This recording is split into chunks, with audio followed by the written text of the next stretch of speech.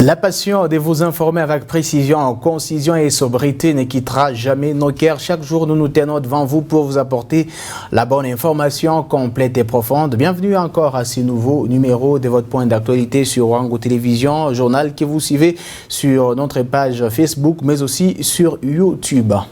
Régissant en plein des vendeurs et vendeuses du marché Mouchi Aboulouma de la cité Manika, la mairie des Coluizy a dépêché ce mardi des camions d'assainissement. Question d'aplanir toutes ces monticules d'immondices qui régnaient dans ces lieux de négoce juste après les festivités de fin d'année.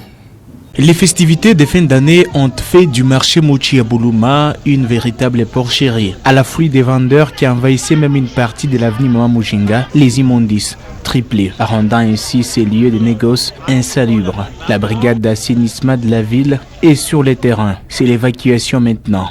Merci pour Madame la maire. Nous disons merci à Madame le maire pour le travail abattu ces jours-ci.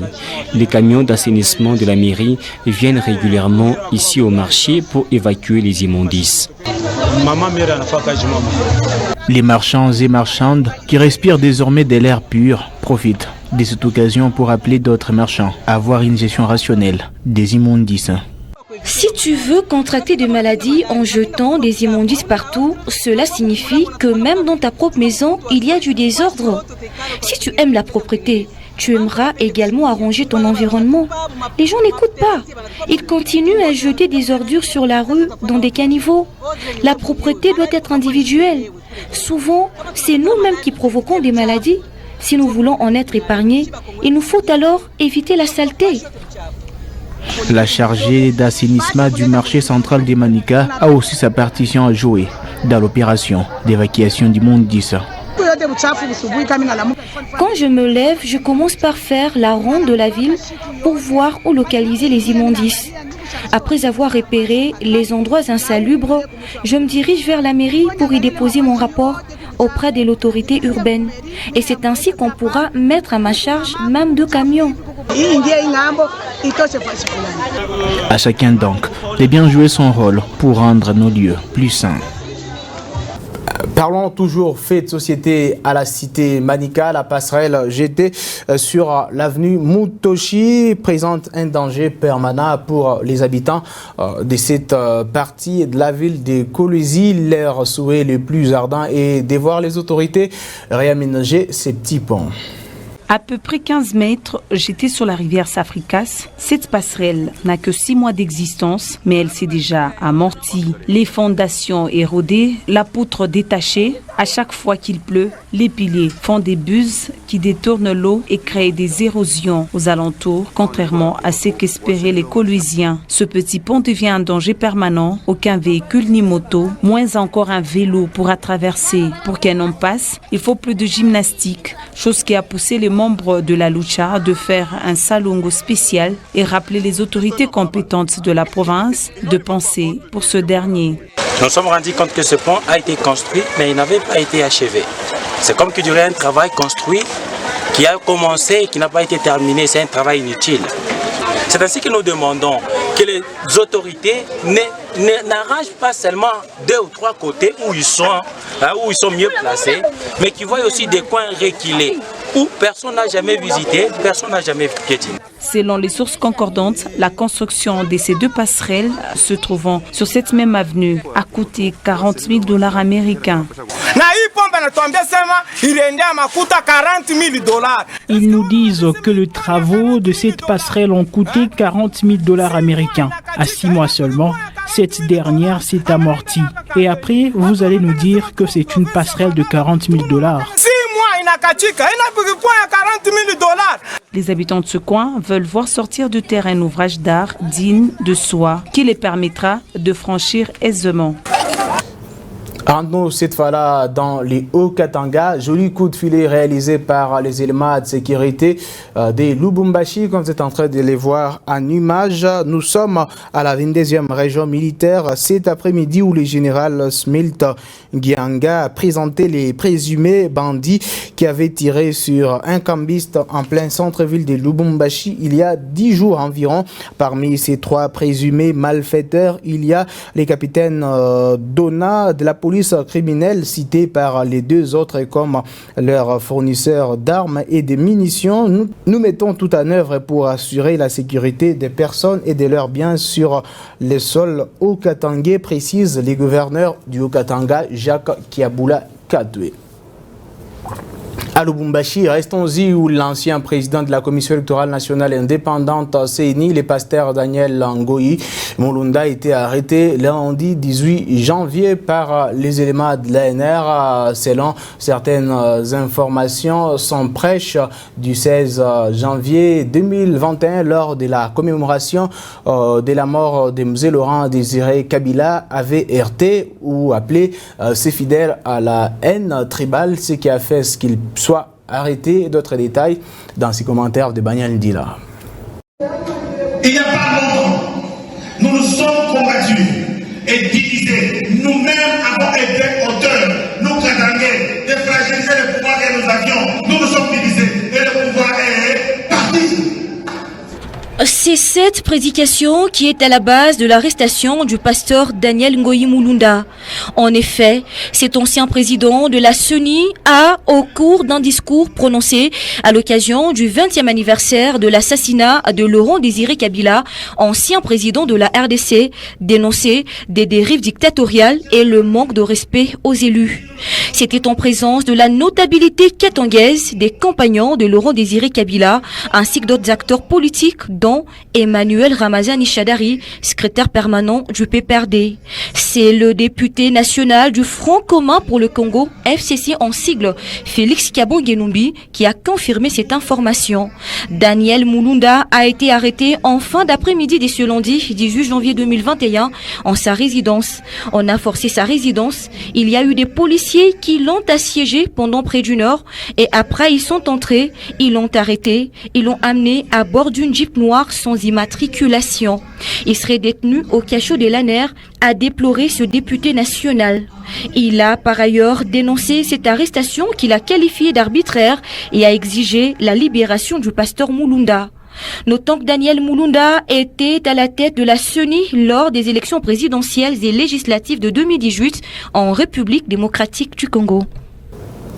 Anmo Setfala, dans la capitale RD congolaise, à 2 semaines de sa fin de sa mission, l'informateur Bati Lukwebo a rendu compte au chef de l'État des résultats de ces échanges parlementaires avec différents responsables des regroupements et partis politiques avant de dégager la majorité parlementaire de l'Union sacrée de la nation. D'autres détails dans ce reportage signé Presse présidentielle.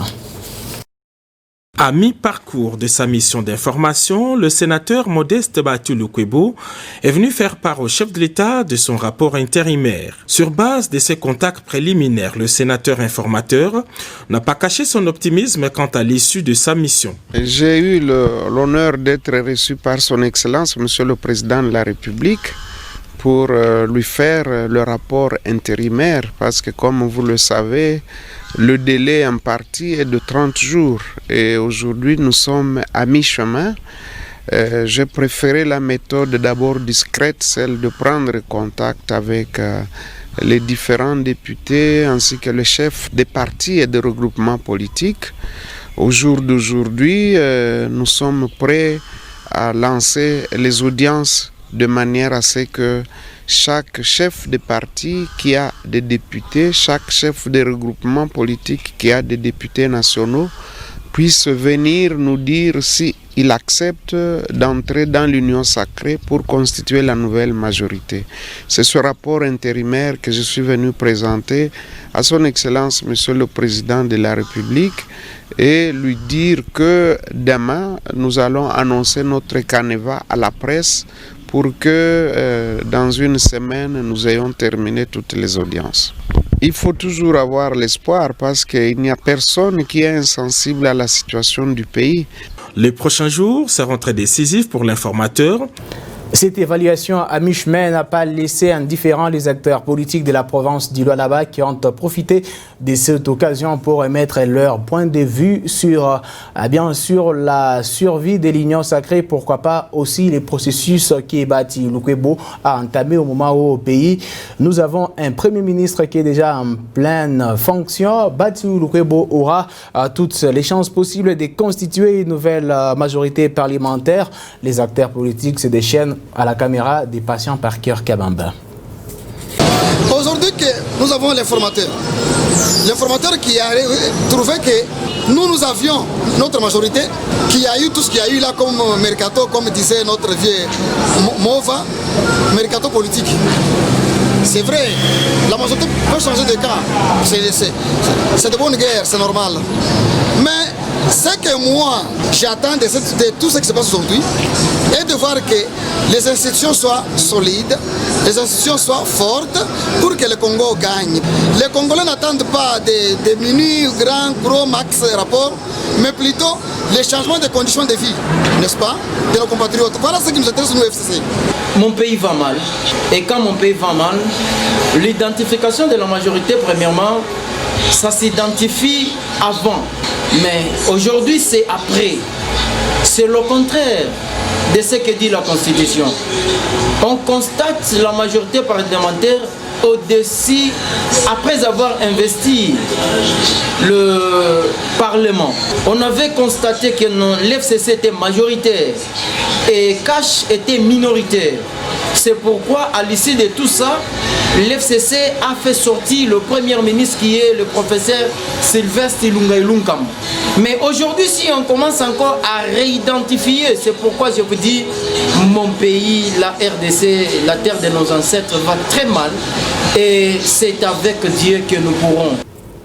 Toujours à Kinshasa, de son côté, le président du bureau d'âge de l'Assemblée nationale a fait part au chef de l'État de l'évolution des travaux de la session extraordinaire de la Chambre basse du Parlement. L'honorable Ngosso Kodia dit avoir sollicité l'intervention du premier citoyen d'entre des Congolais afin de débloquer un certain nombre de dossiers, notamment les moyens financiers. Mbosso Kodiapwanga est venu lui aussi solliciter l'intervention du chef de l'État afin d'obtenir des moyens financiers pour terminer sa session extraordinaire.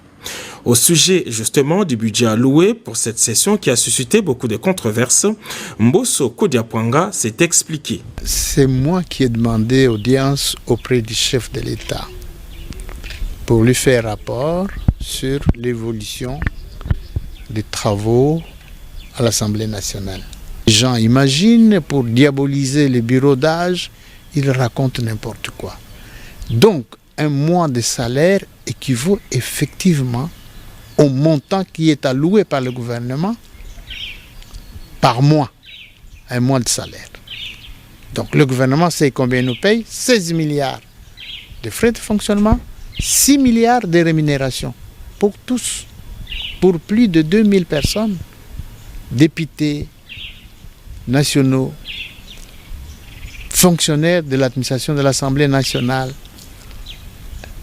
prestataires extérieurs, membres de cabinet, assistants, 500 assistants que nous avons à l'Assemblée nationale. Alors, à leur raconter qu'on nous a donné plus d'argent. Nous allons organiser des élections. Les élections, nous n'allons pas l'organiser avec les frais de fonctionnement. Il faut demander un fonds.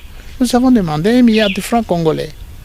Et tout ça, ça sera transparent. Dans 2 semaines, l'opinion connaîtra l'épilogue des 2 missionnaires du chef de l'État. L'un et l'autre pensent qu'il y a de bonnes raisons d'espérer à une issue favorable qui permettra au pays de redécoller. Madame, Messieurs, c'est par ici qui prend fin ce journal. Merci de l'attention que vous l'avez accordée. Si vous l'avez aimé, dites merci à l'ensemble de l'équipe rédactionnelle de Wangu Télévision qui est toujours à pied d'œuvre pour vous informer en temps réel. Nous allons vous retrouver dans nos prochaines éditions.